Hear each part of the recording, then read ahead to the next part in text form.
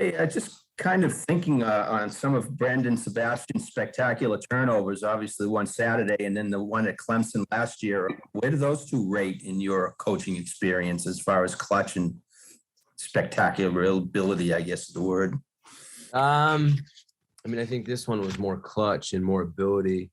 The Clemson one, he kind of just picked up off the ground and scored. This one, he went up and he physically took it away from a wideout at the end of a game and made a spectacular catch that really, sealed the game for us.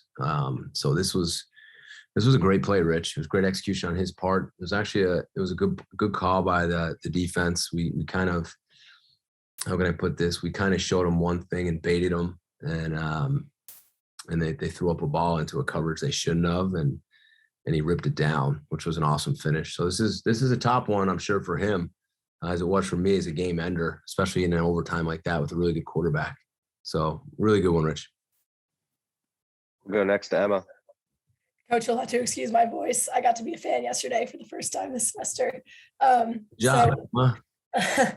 your two overtime contests at home since you've been here both ended in scores from Zay Flowers' first pit last year and then yesterday, obviously. Can you talk about his dependability in clutch situations like that, sort of going off the last question? Yeah, I think he's consistent throughout the game, Emma, which is what you see. He rarely drops the football. He blocks downfield as good as any wide receiver I've ever been around, which says a lot about him. He's just reliable. So, when it comes down to making plays at the end of a game, he's a guy that we count on, and your best players need to do that. Your best players need the moment of truth. They need to make the plays, and he does. And that's why he's so good. Good call by Coach Signetti. We kind of, with the deep cross coming over off the play action, just kind of ran away from his guy. Dennis made a really nice throw, and Zay caught the ball. But Zay's a guy we trust. He's one of our best players. He's one of the best players in the ACC, and guys like that got to make plays in those situations. We'll go to Andy. Hey, Jeff, kind of a specific question. We talked a lot about special teams. I wanted to ask about Gunnar Daniel, the long snapper. Had a tackle yesterday. Yeah. Obviously, he's a part of all of those field goals and extra points. What can you tell us about him? He's got a lot of juice. I actually showed that play to the team. On Grant hit a great punt, and Gunnar ran down, put his shoulder pad right through the kid. I joked and said the guy never saw him because Gunnar's like 5'7". Gunnar's got a lot of juice, a lot of energy, a lot of heart. He runs around to practice with a ton of energy. He's one of the most encouraging guys. He's got a contagious personality. I think he wants to be a coach. So he talks to me about that a lot. So he's always studying the game. He loves ball, just loves it. So it's cool that you asked about a long snapper when probably the last thing I expected you to today. So give Gunnar credit. He came in, transferred in as a walk-on and won the job. Made a big tackle in a big game. So I hope his shoulder's not too sore today, Andy.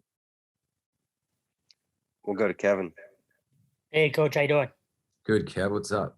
Nothing, man. So I asked you about this yesterday, the Travis Levy face mask and the response you guys had. But I also asked Alec Lindstrom, and he said Dennis was a phenomenal leader in that moment, just making sure the guys, stayed positive. Not that he needs the confidence, but that type of moment and that drive for Dennis, can that just kind of spark him for the rest of the year? I wasn't really in the huddle to hear what happened, but it's cool to hear that, as the guys were probably angry with the call, that Dennis kind of calmed everybody down, but that's his job. He's the quarterback. I'm not out on the field at that point of the game. So, the leader's got to step up, and they called the foul, and he had his hand on his face mask, and by the letter of the law, it was a foul. He yanked it down a little bit. So they threw the flag. So it's cool that Dennis did calm him down. We'll go to Dan. Coach, I wanted to ask you about both interceptions in particular, because it looked like, because Brandon mentioned the communication on his with Josh that I guess didn't happen. But then on Josh's interception, it looked like everybody was covered, and the quarterback was just kind of looking around and then threw it up. He was looking for a check down that wasn't there. Communication wise on the defense, how do they do it? Like, just how are they doing it in play to look for a guy, or say you have a guy and then be able to check off to another guy in the backfield like that? Well, I'll kind of take you through that play. The quarterback was actually trying to look off Josh. They ran a route. It's funny, at halftime, we talked to the defensive staff, and we talked about certain plays we thought we were going to get. And that was one play written down on my call sheet that we practiced about 4 times, and we actually completed the ball in practice, and we had to keep reworking it. So it's one of those moments. And we said in there, they're going to run this route. Now, we didn't realize we were going to run it like the first play when we came out of the tunnel. So it was like in slow motion. The quarterback was trying to look Josh off and debate him to throwing the ball down to the flat.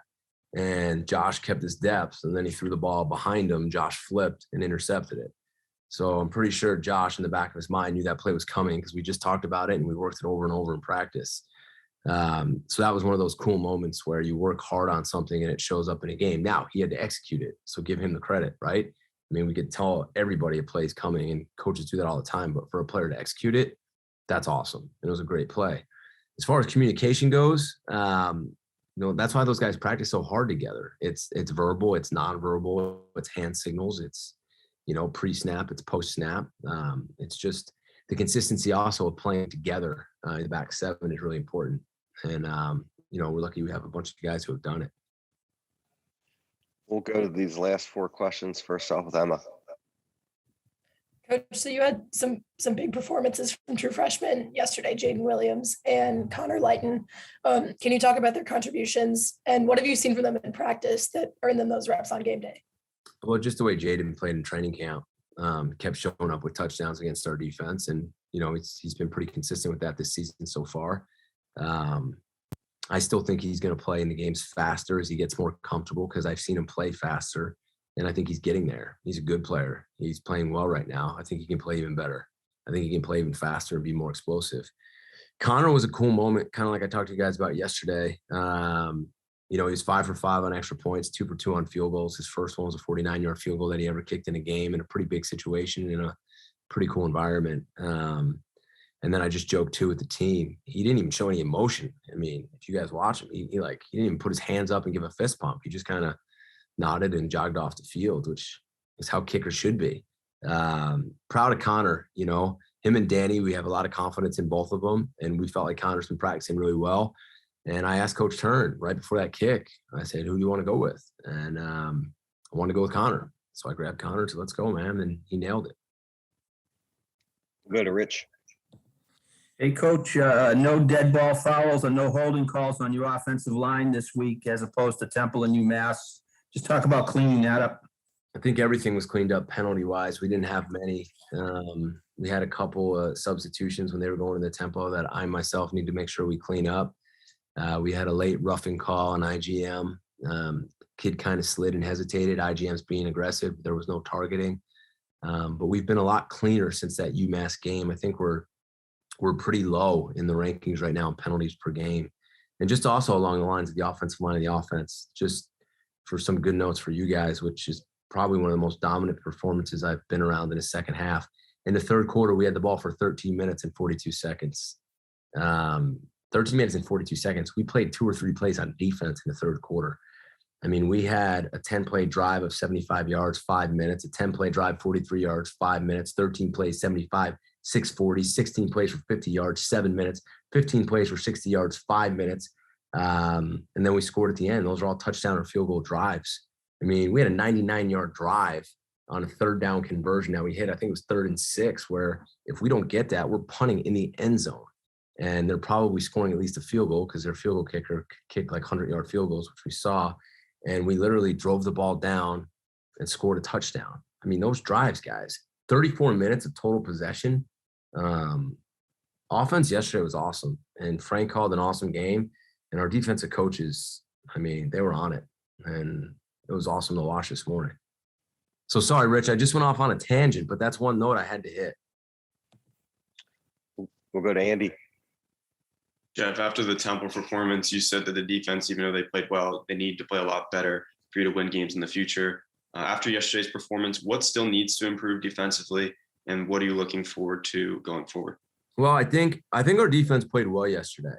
There was just little mistakes that led to stuff, which happens, right? Like usually coaches don't ever give the other team credit. They just always say, if we did this, they wouldn't have scored. No, Missouri made some plays too, and that's a really good offense. We held a really good offense to 88 yards rushing. I mean, they had 88 yards rushing. That's one of the best backs that I've coached against and a really good O-line. impressive about the defense was we stopped them on their first series, but then we gave them an extra possession because of roughing the punter, and they scored. Then we stopped them, right? So we stopped them again. Then they hit a flea flicker, which we could have been in better position on, right? So they hit an explosive on the flea flicker, scored a touchdown. Then we stopped them again. So we bowed up. I mean, we stopped them. Then they scored. Then we had the interception, and then they scored, and they scored. Third down yesterday wasn't good enough. Just watching the tape, it was details. And give Missouri credit, they made some nice plays too. Those receivers were good-looking kids, and they were good players. They had a good quarterback. They hit a good screen on us down at the end of the game on the left sideline on 3rd and 9. The details on third down, I think we need to get better on. I wasn't pleased with the 2-minute situation. The one big one they hit early, we had a complete coverage bust which led to it. We weren't even lined up right, so 2-minute we need to work on for sure, and we will. We had some young guys in those situations that will clean up. But wow, did we play with great effort and tackle well? And if you're doing that, you're going to have a chance. And the other thing is we kept swinging at the ball. We had 2 or 3 more balls out that, again, just didn't come our way. So they're coming. And we're still plus in the turnover battle, which is how you're going to win in those games. So, Andy, I just threw a lot at you, man, but I wanted to make sure I got that in there. Thank you. I'll wrap things up with Kevin. Coach, just curious after, with all the chaos after the game yesterday, if you had a chance to either shake hands or kind of clear the air with Missouri's head coach. No, we talked before the game. I did shake his hand after the game, but that was quick because then all of a sudden I was fighting for my life. We talked before the game, and he was great. He's a really good football coach. He's a really good offensive play caller. I think he's going to have Missouri really do well this year and in the future. We had a great talk, and there was no, we were kind of joking around and just normal stuff, but I wish him the best of luck and his staff and team. It's a good football team. They're going to win games.